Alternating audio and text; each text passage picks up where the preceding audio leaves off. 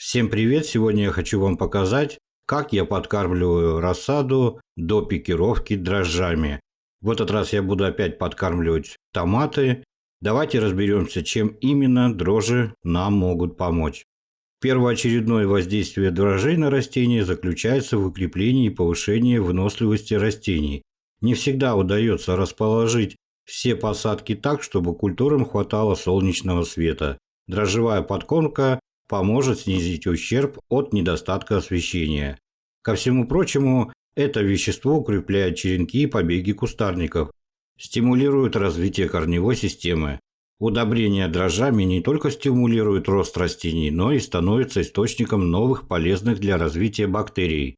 В ход идет простая арифметика. Под воздействием дрожжей растения формируют корни почти на 2 недели раньше, при этом увеличивая их количество в несколько раз. Согласитесь, хорошее подспорье для получения крепкой здоровой рассады.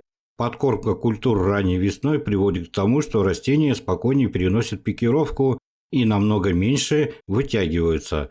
Положительные проявления сказываются не только на внешнем виде растения, но и на его структуре, будущей урожайности. Подкармливают дрожжами для того, чтобы перестроить состав почвы. Дрожжи активизируют микроорганизмы, что ускоряет переработку органики и выделение в грунт азота и калия. Для того, чтобы нам приготовить этот раствор, здесь у меня дрожжи. Использую я сырые. Сырые дрожжи лучше, чем сухие. Здесь у меня банка полулитровая и в ней теплая вода, градусов 35. Пол-литра теплой воды я добавляю ровно 10 грамм сырых дрожжей. Слегка их сейчас перемешаю. И теперь я сюда добавлю ровно 1 столовую ложку сахара. Это корм для наших дрожжей. И теперь хорошенько тщательно надо перемешать до полного растворения дрожжей в воде. И убираем этот дрожжевой настой в теплое место ровно на 2 часа для того, чтобы наши дрожжи стали работать. Прошло у меня ровно 2 часа. Как видите, дрожжи наши активизировались, вон идут пузырьки. И теперь маточный раствор у нас готов. Маточный раствор у нас очень сильный концентрат.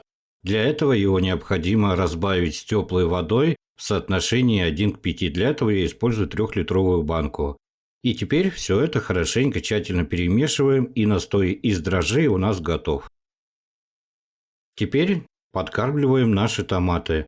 Вот на такое вот количество выливаю 100-120 мл дрожжевого настоя. Если вы выращиваете рассаду в стаканчиках, то достаточно 1 столовой ложки на 1 корень. Подписывайтесь на мой канал, ставьте палец вверх. Всем пока-пока.